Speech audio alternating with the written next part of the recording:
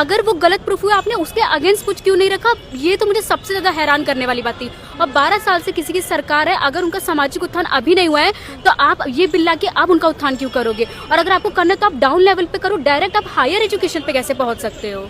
मतलब ये अगर देखा जाए अभी भी गाँव में अगर आप सब लोग कहते हैं अभी भी हो रहा है, उनको ये नहीं पता किसके साथ हो रहा है, बट वो कहेंगे हो रहा है। वो गाँव में कभी विजिट नहीं करेंगे।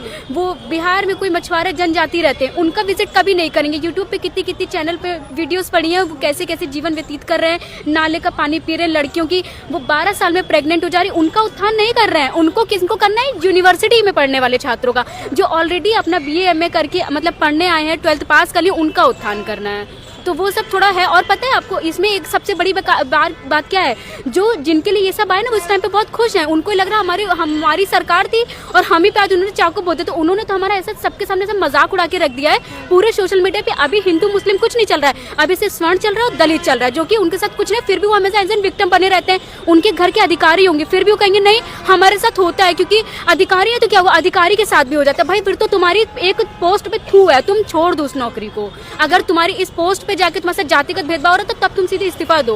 तुम उस लायक ही नहीं हो कि तुम उस पोस्ट को संभाल पाओ। वही तो। और सवर्णों के साथ भी तो कई तरह के नारे लगाए जाते हैं। कोई कहते तो भगत समाज का, अरे भगत समाज की क्या कोई गाली है क्या? भगत समाज को तो छाती ठोक के कहते हैं भगत समाज के हैं। तुम्हारे अंदर दम हो तो तुम जाके 18 साल की उम्र फांसी लगा के दिखा दो देश के प्रति। हमको तो गर्व है, हम जिस कुल के आते हैं, हम जिससे उनके आते हैं, हम लोग ये नहीं सोचते। और इनके वहाँ की लड़कियों का भी एक ऐसे मेरी जानने वाली थी, मेरी उनसे बहस हुई थी, वो थोड़े इतनी दलित वर्ग की थी। उसने मुझे सीधे सीधे धमकी दी कि अगर तुम मेरे सामने ज्यादा बोलोगी मैं सीधे तुम्हारे भाई की उसमें घुस जाऊंगी। इस तरीके की उसने मुझे धमकी दी थी। अब मुझे तो अपने भाई का करियर देखना, मैं क्यों किसी को बोलूंगी? भैया करो, तुमको जो करना बाढ़ में जाओ। मतलब एक तरह से हम सह लेते हैं, हाँ, दबा लेते हैं बातों को, क्योंकि अगर हम कुछ बोले तो उल्टा हम ही पे केस होना है। कोई हमारे माँ बाप परेशान होते, उल्टा एक्ट लगा देंगे। SC/ST एक्ट के तहत मतलब हमें ना गलती करने पे भी उस चीज को भुगतना पड़ता है। हालांकि मेरा PG सब हो चुका है, मैं तैयारी कर रही हूँ, मैं सिविल एस्पिरेंट, बट स्टिल ये चीज सुन के इतना अजीब लगा कि हमको जाना ही पड़ेगा। मतलब अच्छा नहीं लगता। एटलीस्ट ये तो पता चले,